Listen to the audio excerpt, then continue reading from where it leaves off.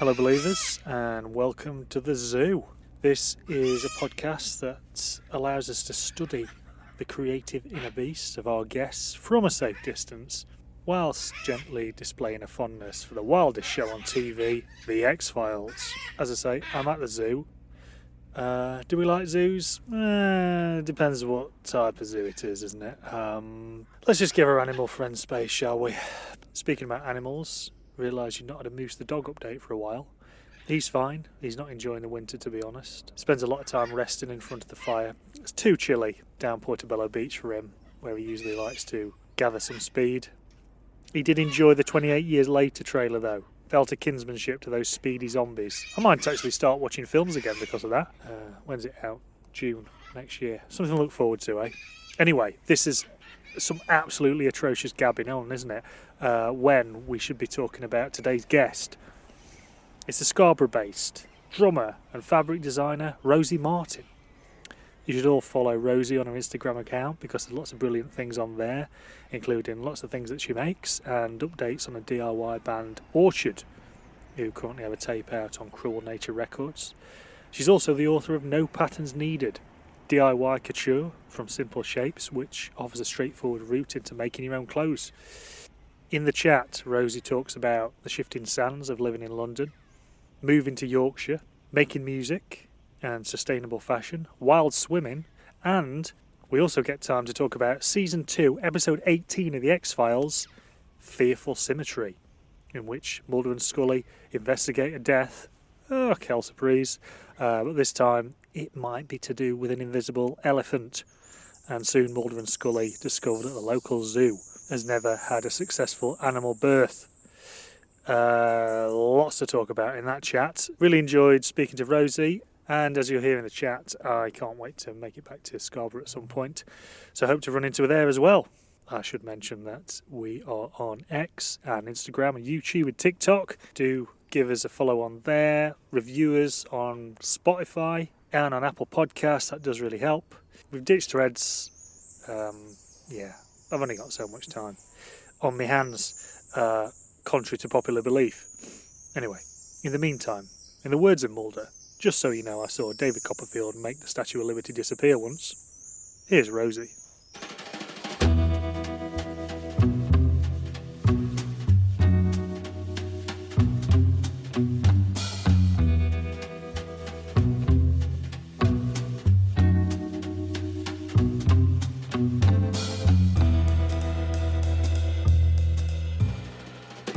Do you know what? It's so eye-opening being in inverted commas an adult, isn't it? And you try and traverse the world of work, and it's like, we're all just human, and you're like, how is this working? How is this company working? And it's just like, they're just people shambling along, trying to do the best they can for other people, That is exactly what it feels like, and sometimes it works, and sometimes it doesn't. Yeah, and we're just making it up, really.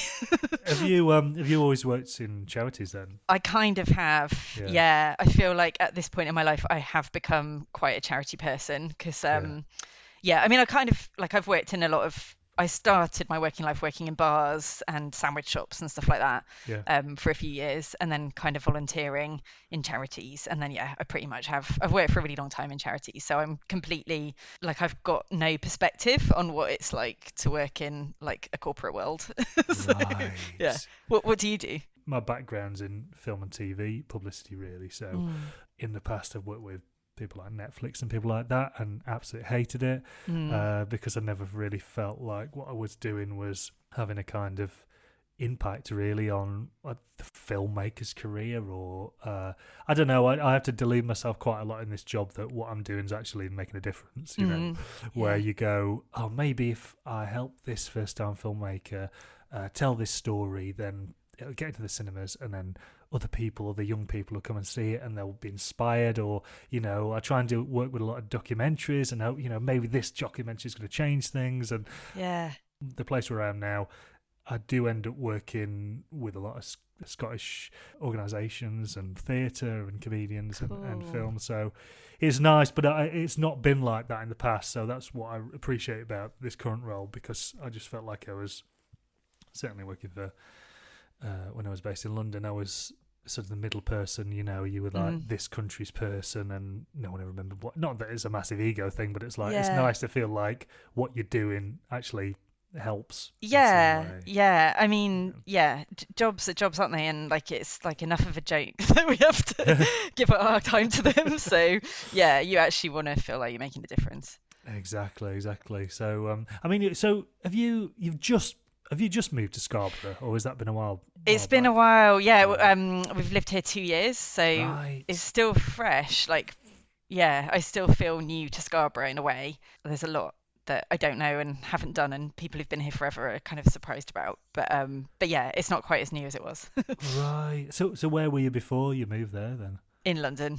Right. Of course. What was the impetus for moving out? Lots of different things, I suppose, but ultimately I want to study at York Uni. Right. I want to do a master's part-time. So we were sort of looking at places that were in the vicinity of York. Fantastic. But yeah, loads of things like wanting to be outdoors more and wanting to not spend all our money on rent and, have a future world where we could buy a house and then not work full time and then do our creative stuff, really. Yeah. So yeah, the classic reason for leaving London, I think. Yeah, I mean, I don't know how people do it. No. Honestly don't know how people do it in London. And just friends who it's just like London's going to be the entire southeast coast in a bit, where you just say, where do I live? And it's like, oh, I live Margate Borders or something like that. Yeah. That's where you'll have to live. Yeah. In order to work in London or thrive in London. I don't know. Yeah, totally. Yeah, there was like a year for us. I think it was like 2016, because we were playing in bands, and then suddenly like rents seemed to go up for everyone living and for like small venues as well, and like a couple of venues that we used to play at and like love going to closed because of that, and there was this like mass exodus from London, and it's like, yeah, it makes sense for people not to be here, because how can you manage, like your life just becomes work, and you don't have the energy or the time to do anything. So yeah, I mean, totally. I feel like I look at London through such rose-tinted specs, because I like you were saying, when I moved there, it was like, oh, do you want to come to this warehouse party in like Tufnell Park? And you go, yeah, and there's like a load of DIY bands on, and like, oops, rhythm, we're doing something, and it was like great, and we could all live off like £10 a week, and it felt like such a like thriving sort of place. But now I go back, and I certainly I speak to a lot of people under 30, and they're like, just nothing for me there, get off the tube, and the whole of Soho is just like Urban Outfitters or whatever. I know, it's wild. I feel really sad for London, really, because like I love London as well. Like, it is amazing. Like the world is there, and it does have like a DIY feel, because people are just like making a go of it and doing what they can. But yeah, then that's just been like squeezed out, and I sort of feel sorry for London, and I feel sorry for people who are still there as well, even though that sounds arrogant. Yeah, it's nice to go back, but no, I enjoy coming back to Edinburgh, I have to say. So I mean, I've got a friend who lives in Scarborough, actually. Miserable Gary, I don't call him that to his face, aka Gary from Leeds, aka Gary the Poet.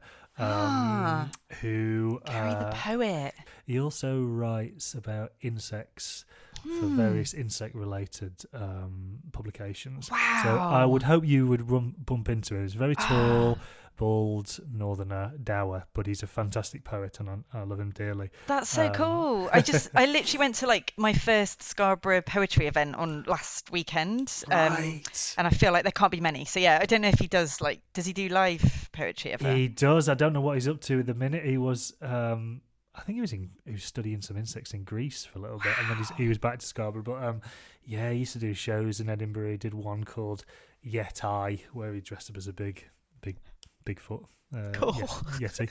So that was nice. But yeah, I think you'd dig what he's up to. But I've only been to Scarborough a couple of times, but it seems like there's stuff going on there. There's stuff bubbling under the surface, and it seems like there's definitely opportunity to, if you want to do something, just crack on, and people will have you back.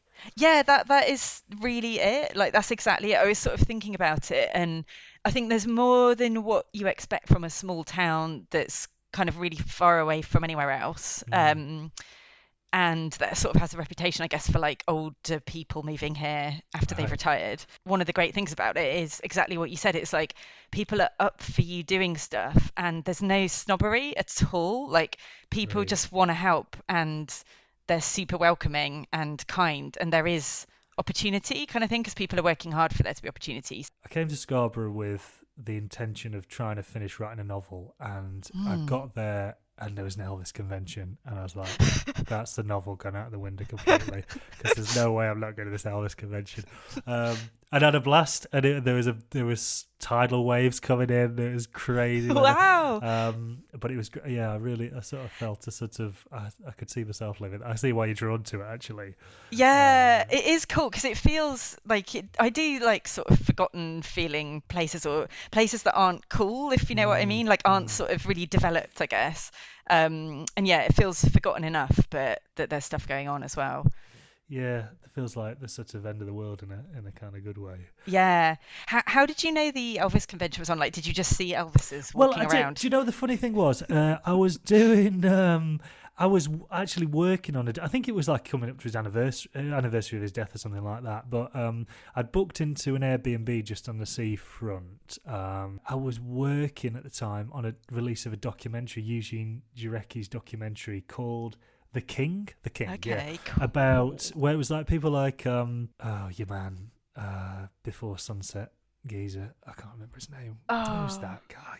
Yeah, I'm really bad at names. This is one of these points where I'll just edit it in where I remember who it is.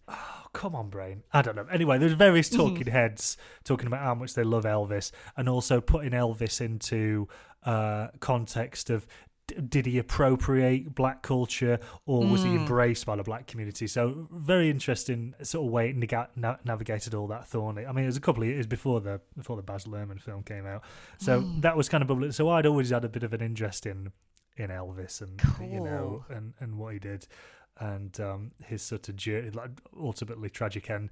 And then this was on, and I think at the pavilion or somewhere, but the amount of effort that people had made, and there was people who like really sounded like him and then could do it, and there was people who just looked like him and just rocked up, and like there's him and people dressed as Lisa Marie. Wow. It was just a great night.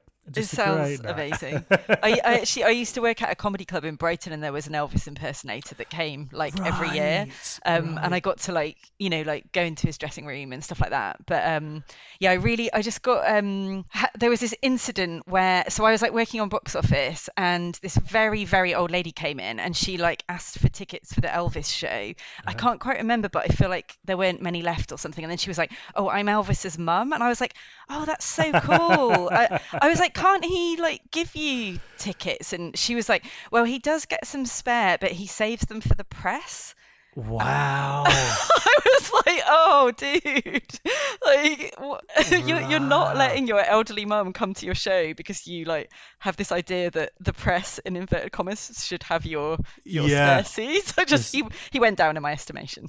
The Brighton Argus is banging on the door. Exactly. They need that review.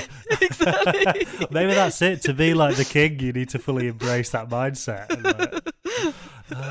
lovely stuff. That's grand.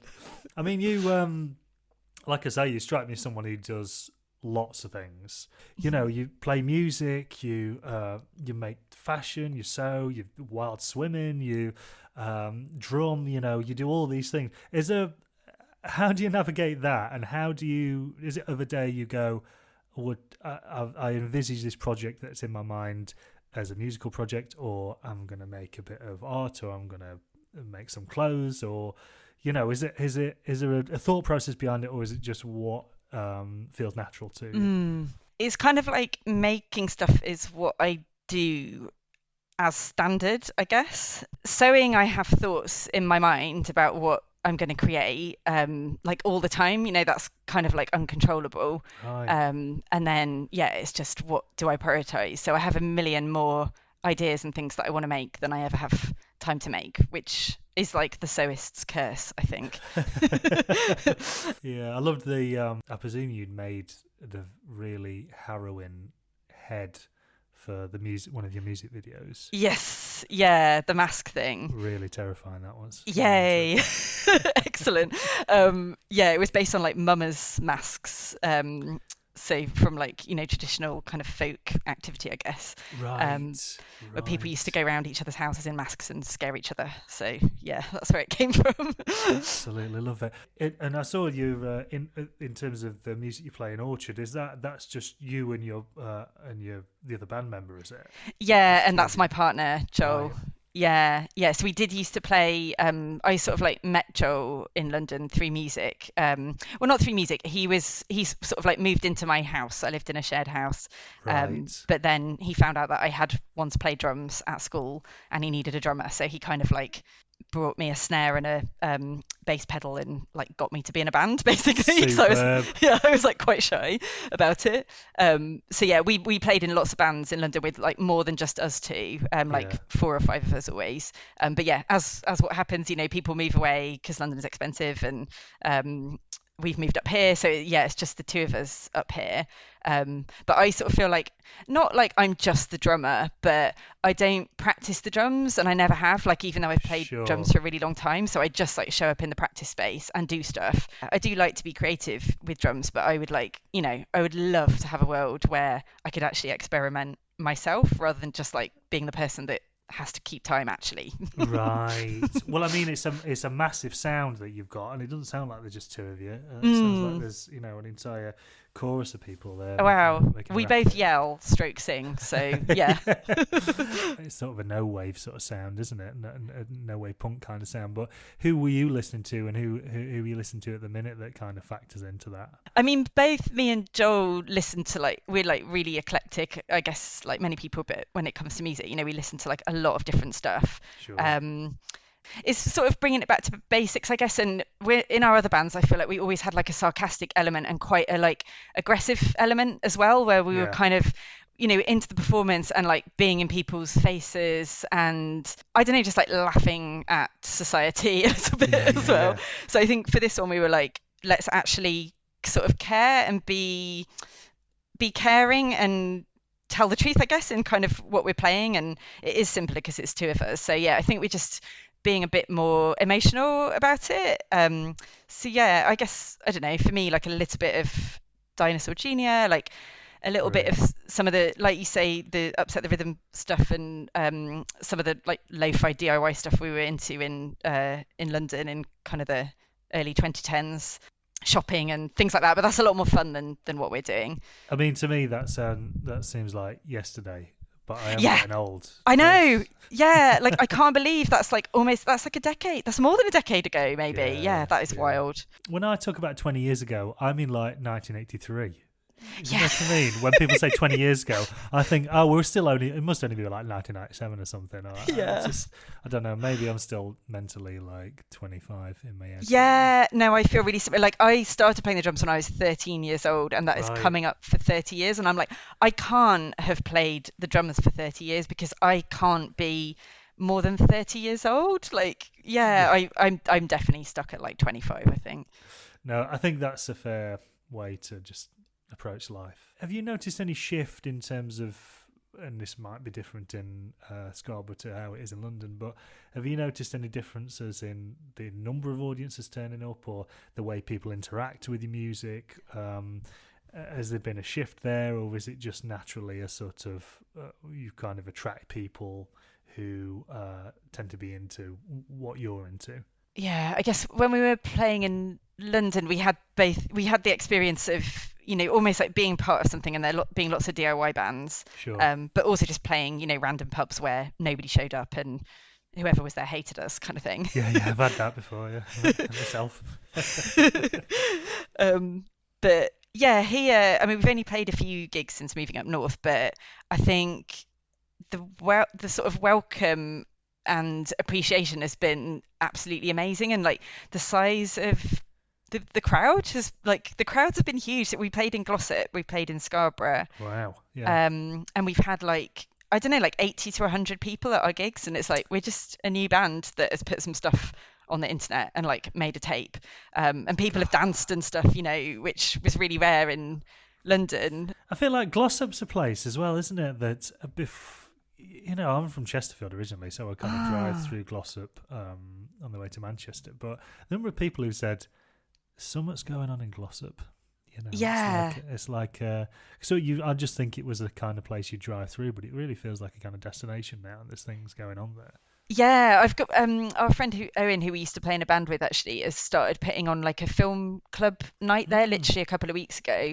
Great. And also they say he put us on because they've started this kind of collective thing where they're putting on bands and stuff. But yeah, really, I think it centers around the Globe pub, which is a vegan pub and has a room that they like rent for people. And I think that's what's missing in Scarborough a little bit. Like, we don't have a venue where we can play live music. We've just sort of scrabbled around and people have hired places and whatever. But yeah, I think Scarborough really suffered in the pandemic. So yeah, it does sort of miss out. There's not really like a DIY music scene here, which is a bit of a shame because it's like people can't visualize themselves, I guess, like playing anywhere because there's not really anywhere to play. Right. I'm just trying to think. When I stayed there was a goth night on, and I wish I'd have gone, but then I thought that I'd probably again be like 25 years older than everybody and ended up just sitting in the corner with a Guinness. Maybe I should have done that. Oh, you'd be very welcome in Scarborough. I feel like this is another cool thing about here, that things are like multi-generational, so I'm sure there would be no judgment. But yeah, I can't remember where that goth night was. I think it was like, it sounded like a kind of community hall near the station, but I'll have to remember that. Yeah, I think it's at the I don't know the person who puts it on, but I know of them, and I think they sadly, somebody very close to them, they lost them, so the goth night stopped, but I think they're starting it up again. Okay. But yeah, I think it's at like the Railway Workers Club, which is super cool. That rings a bell. Yeah, that's good. Well, it's good to hear that there's so much going on, and I shall have to come back. Yeah, come to Scarborough. Yeah, and I went down the coast to Bridlington, and I thought, I'm not coming to Bridlington again, so then I went straight back to Scarborough, because Bridlington really seemed like, I don't know, it's like wiped me out after about 2 hours. I thought I'd come here for the day. After 2 hours, I gotta go. It's quite intense. Bridlington's quite full on. Like, it's not nice in inverted commas. Like, but I love it. But yeah, it's. There's a lot to see. Let's just say that, a lot to see. It felt very real. Yes. That's good. But I mean, do you feel? And I guess this is a massive question, but do you feel optimistic about being an artist in the UK at the minute? What do you think would help in terms of artists being able to thrive a bit more? I do feel optimistic a little bit, but I'm sort of an overly optimistic person, so it might not be based on reality. Yeah, I guess I don't know loads about like art funding because I've never accessed it myself. I've never really thought about like what I do as art or worthy of it, I guess. Sort of just making stuff and going the DIY route, I guess, and trying to survive doing that myself somehow or other, but I don't really think to ask for help. What I see as like helping is rent control, and government intervention that sees housing and the cost of living becoming much more affordable, because I think that's what I see as being important, that people can then choose to make art and not have all their money and time go on ultimately serving capitalism. So yeah, I'm sure there's things that could be done with funding as well that aren't being done. I'm like slightly ignorant of it, but yeah, I just visualize utopias that are probably not realistic, where it's recognized that creating stuff is valuable for all of us as human beings, and that's what we should be doing. So yeah, kind of rent control, looking at 4-day working week as standard, basic income, I think would be amazing. I don't know whether these things are possible. No, I mean it's funny because we've just in Scotland the government's just done a U-turn on the Open Fund for Individuals fund, which I think it was going to be like 6.6 million, which was just going to be wiped off the books. So Wow. this whole stream of funding, where if you're a solo performer, if you're doing anything as an artist, you that would just vanish, and it was absolutely crippling. And where I work, we went up and did and protested about it, and we wrote a big open letter, and they've done thankfully done a big a U-turn on it, so that's back up again. So I hope. But the funny thing was that the whole conversation with that was financial. So it was like trying to convey to people, you don't realise how much money the creative industries bring into this country. So even that, so you couldn't have a utopia sort of chat with them. You couldn't say, this is good for people without any financial incentive. That being creative is like a human right. That for the good of us all, for the good of our souls. It's like it's there. It's an expression. It's how we navigate our lives is through stories. That's just like just like you're banging your head against a brick wall. You have to go, no, but it actually brings in 2.3 million. All this, like what by any means necessary. I'm pleased. Yeah, absolutely. But it's so tragic, isn't it? And we just. Is a hard environment to be positive in. It's really a hard time to be positive because it doesn't feel like anything's being done for like the good of the people. So and that's not what's in people's interests. So I mean, it's funny when like people say, "Oh, the world's in ruin," but great time for art, and I'm going like.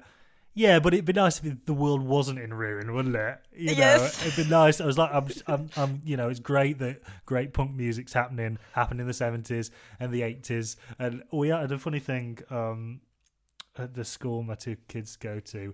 They had like an 80s day the other day. So they had to dress up as like the 80s, and they've been learning about the 80s. And I'm a bit like, it's bad.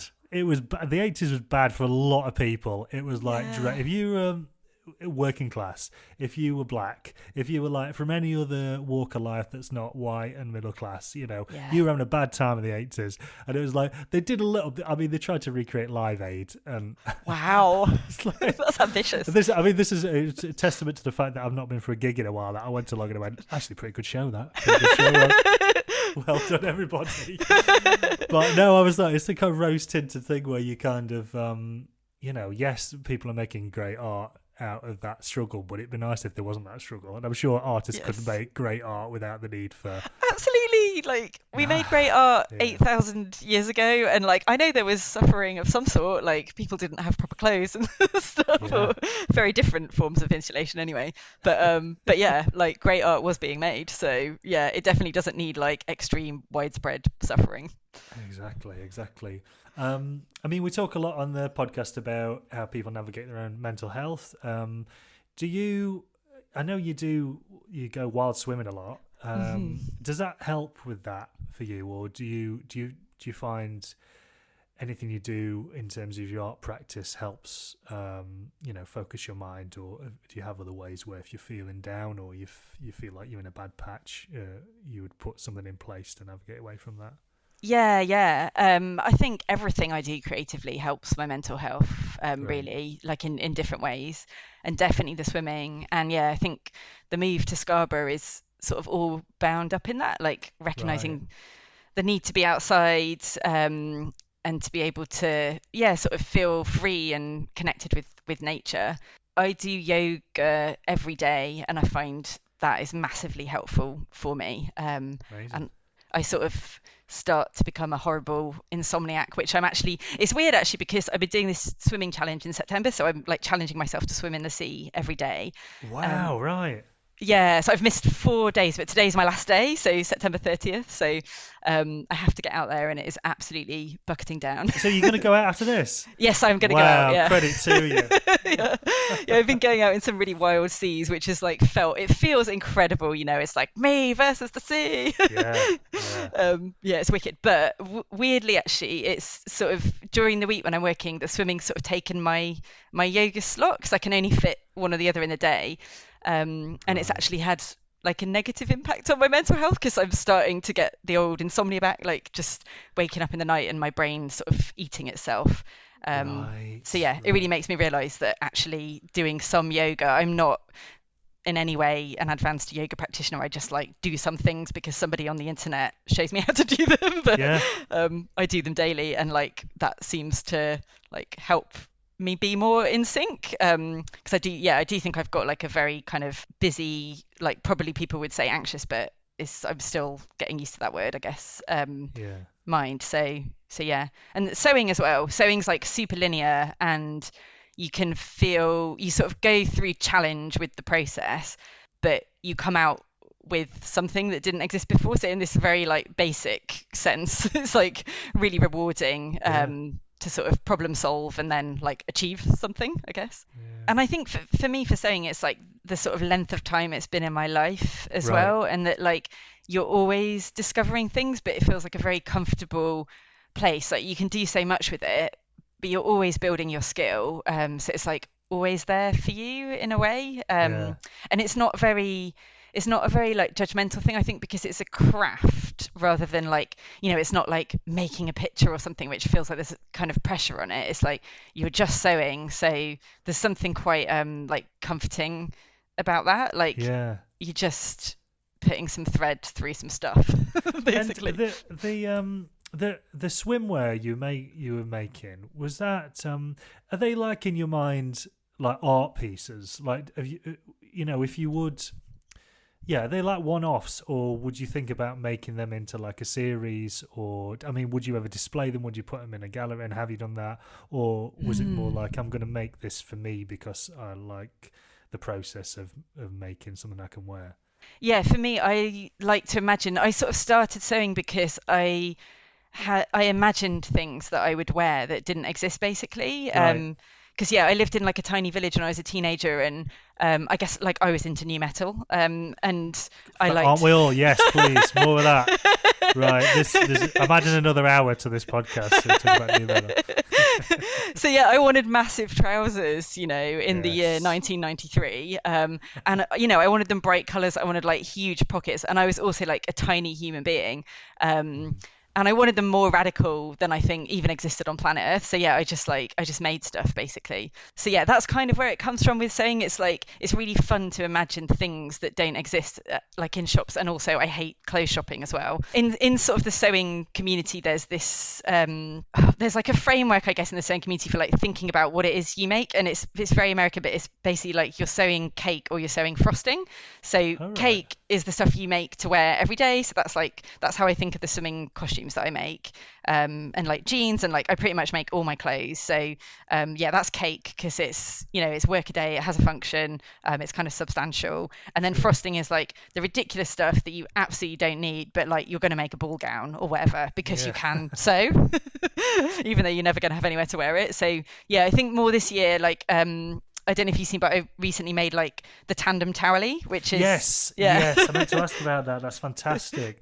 So this is a swimwear towel that you'd wear after you come out of wild swimming, but made for two people. Yes. Superb. Yeah, and it's like ridiculous in a way, like it's really impractical. But yeah, it's partly the concept that it kind of leads to like a communal experience and kind of giggling and like, I don't know, you could invite a stranger and like be naked under a towel with a Yeah. stranger. Like, it's just like an interactive thing rather than a completely kind of practical, like it doesn't serve completely a practical purpose. So yeah, I kind of like had a change halfway through the year. I was like, I'm going to make more frosting because I can, and I want to be able to use this sort of a bit, not that it's a special ability, but I can sew now, to like make more weird things that maybe could be in a gallery at some point. Because yeah, you can imagine cool things and bring them to life with sewing hay, like completely out of this world, impractical kind of clothing offerings. Absolutely. I can't wait to see that. Is there a connection you feel to when you're sewing to other people spiritually, or is it very much for yourself? Oh yeah. No, definitely. And like I think, I do really appreciate religion in a way. Yeah. And I was like, raised on the stories of Jesus because that just happened to be the school, the Sure. primary school that I went to. So yeah, totally. And I think I'm really into ancient things. I guess like, ancient people and the planet and things like that. So yeah, I definitely think outside of the here and now, I guess, and yeah, think like connection is really important, and the sense of ourselves as just like minuscule tiny objects, and just yeah, collections of molecules, I guess.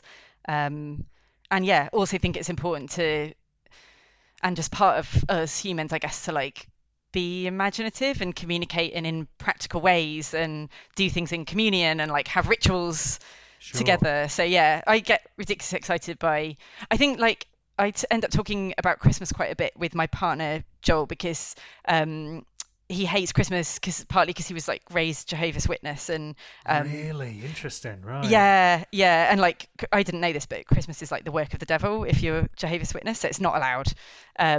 And then yeah, just all sorts of bad relationships he then has as a result. But like I like Christmas because it's one of those moments where like you can imagine what a lot of people, like obviously not everybody, but a lot of people are doing similar things, and you know, like the tree going up and all that kind of thing. So yeah, I just love the sense that there's like communal foods that we're all eating, and yeah, there's a certain time of year when like life changes, although I'm not into, you know, the capitalist aspects of Christmas necessarily, or no, I don't know what I'm right, into though. It's like it's a time when hopefully we're all able to just stop for a minute, you know, and spend time with people, if not, you know, your family, then people you like, and, you know, friends. I heard it from a colleague the other day that a big thing in Liverpool is that everybody wears the same pajamas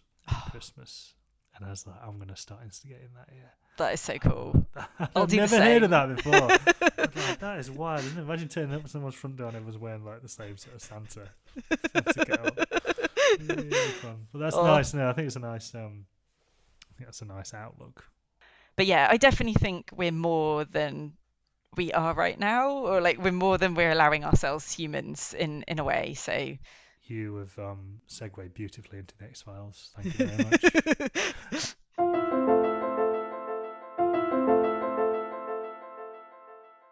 So this episode, season 2, 18 is episode 18 is Fearful Symmetry, directed by James Whitmore Jr.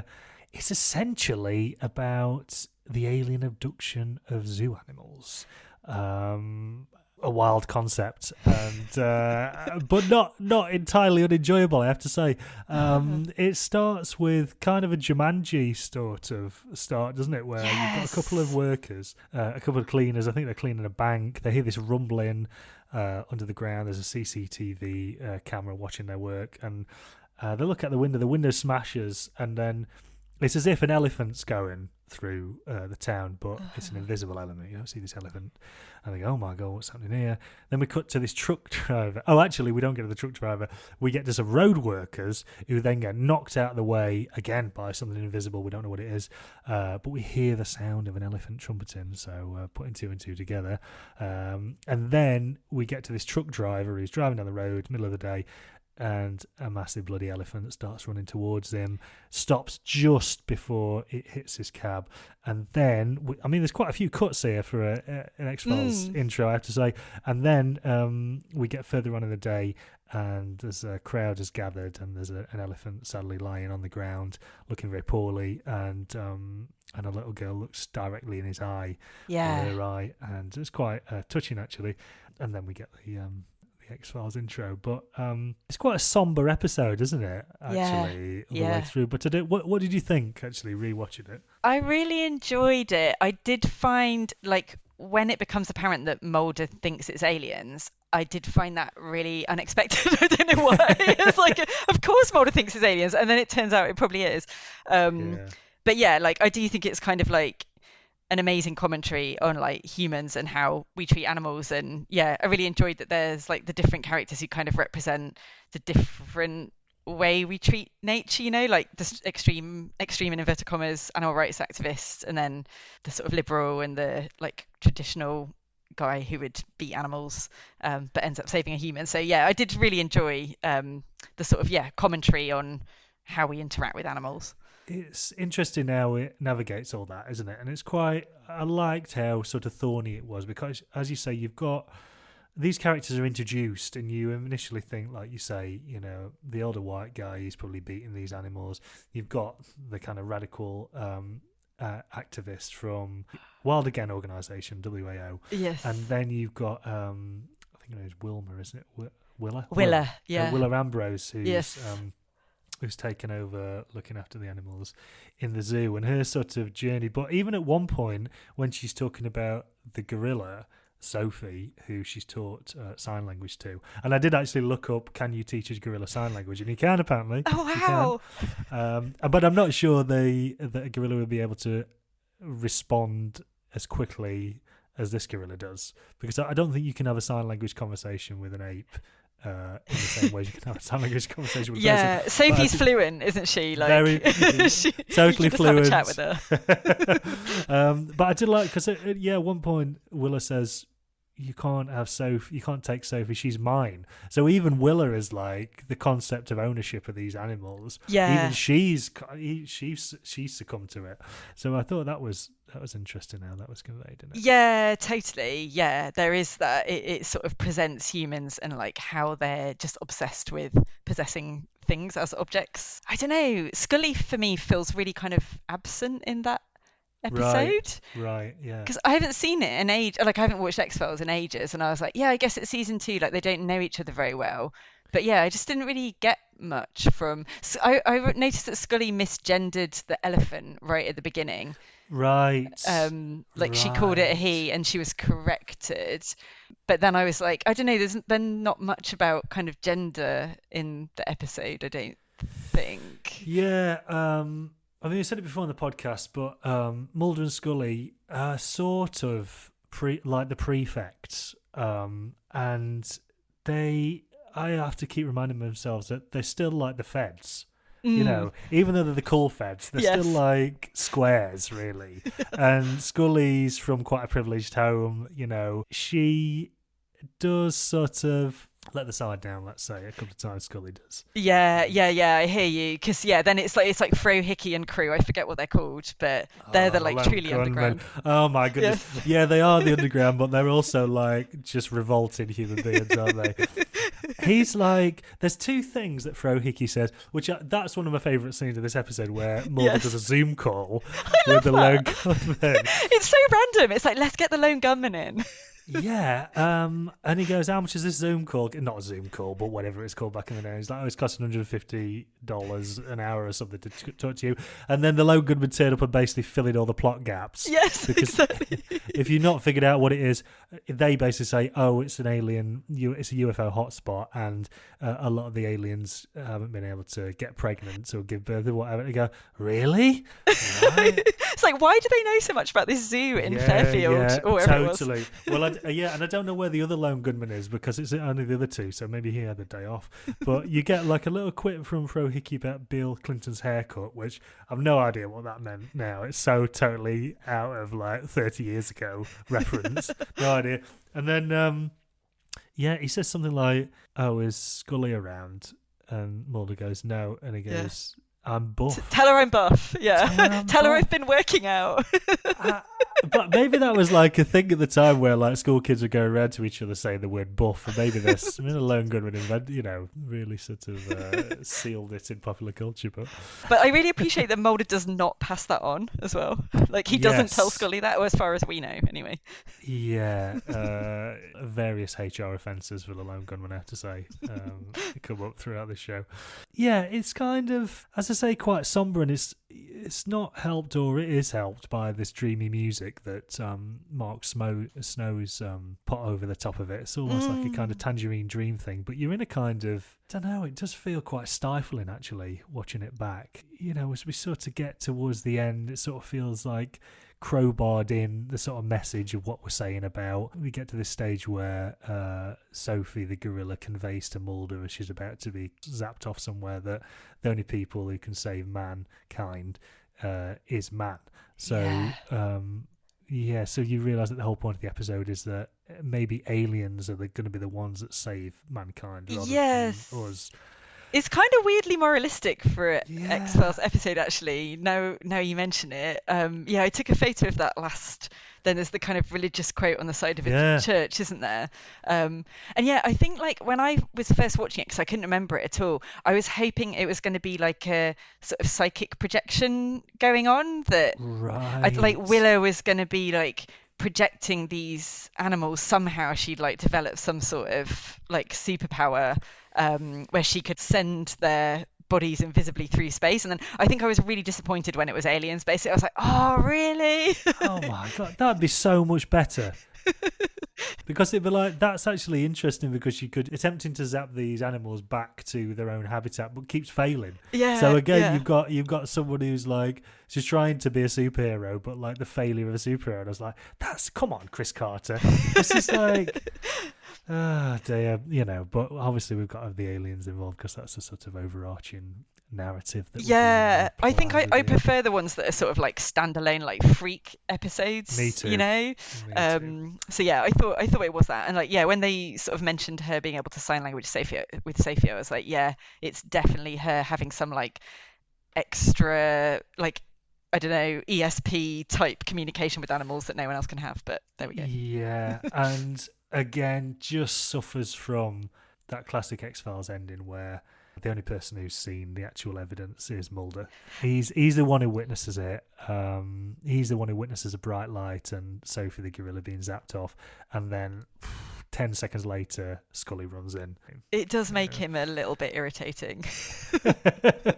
Because he does say throughout the entire thing, it's like, he keeps saying to Scully, like, why don't you believe, and it's like, well, because she's not seen any of it, man. You've literally provided nothing, like, at all. But yeah, part of me sort of likes that I don't know, he obviously gets to be employed by the United States of America when he's like completely proposing these kind of crackers theories, but they do obviously they're not always happy with it, but they do keep him on the payroll. And there's they kind of make reference to that in an earlier episode where, because I'm watching it thinking, why don't you just kill Mulder, and then one character says, oh, it's easier to keep stringing you along than it is to kill you. If we kill you, then it's going to turn into an entire crusade for other people, rather than sure. I was like, okay, fine, okay, like, why not? And there wouldn't be no show. Exactly. I'm okay. Like, I don't need it to make sense, kind of thing. It's all right. I do just get slightly annoyed when there's like, the sort of gendered, like, Mulder always knows and is like explaining to Scully, but I think that gets less like that as X-Files progresses. Yeah, and it's a nice dynamic with her faith, her Catholicism as well, because there's a couple of episodes where he's totally going, no, this is a load of rubbish, and she's the one who's a sort of believer in it. But I enjoy those ones, actually. Yeah, and so I'm interested on this rewatch to see Scully's journey than ever before, really, because she does, and it was as much Gillian Anderson pushing for it as it was the writers to say, I should be, why am I 5 steps behind Mulder, like some kind of, medieval wife? Exactly. I'm as much a part of why people enjoy the show as he is, and totally agree. That's wicked. I didn't know that she was pushing for that. It's really cool. Yeah, I love it. And the funny thing was, I was like, the other day, I thought, I'm going to have a break from X-Files. What shall I watch? And for years I've gone, I'm a big Manhunter fan. I'm a big Thomas Harris fan. I thought, I've not watched the TV show Hannibal, so maybe I'll watch the TV show Hannibal. It looks a bit ridiculous. I saw someone online had put some gruesome crime scene images up, and I thought, right, that's hooked me in. I'm going to watch this now. And then someone else is saying, oh, it's a big gay show. It's a big, like, it's all about homoerotic undercurrent between Hannibal and Will Graham. And I was like, right, I'm fully on board now with this. Wicked. And then I watched it. It is a bit cheesy. It is a bit CSI, but it's great. You can see. I just hope that it's almost Mulder and Scully like, where you've got Hannibal and Will Graham, skitting around. I was like, are you going to end up in bed? Please, for the love of God. But like a couple of episodes in, Gillian Anderson is Hannibal Lecter's therapist, and I go, wow, cannot escape. the call of X-Files. Oh, that's amazing. So I recommend that. Cool. I'm going to ask you if you're watching anything else that you really enjoyed at the minute. I've just sort of got back into Star Trek TNG. Like, really? Yeah, right. yeah. After having not watched it for years, so I'm enjoying that. Wow. Well, and then like I do watch an annoying amount of kind of craft competition shows. Great. Because I just I do enjoy it. Like Pottery Throwdown has Yes. definitely inspired me to take up pottery. But yeah, I love the glass one. I don't know if you've ever seen it on Netflix. It's amazing. There's so much jeopardy in glass making, which I really didn't appreciate. It's like, but they're so philosophical as a result. They'll spend hours, like literally hours, making something that's incredibly intricate and beautiful, and they've suffered to make it, and then it will just go dush on the floor, and they're like, that's glass. Like, glass breaks. You just got to roll with it. I love that. Right, that's on the list as well. That's on the list. So thank you so much. Believe Me is written and edited by me, Chris Boyd, with production support from Steve Marshall. The music is by Johnny Boyle, and our logo is by Russ Brown. If you like the show, please do hit subscribe wherever you get your podcasts, and we'll see you out there next time.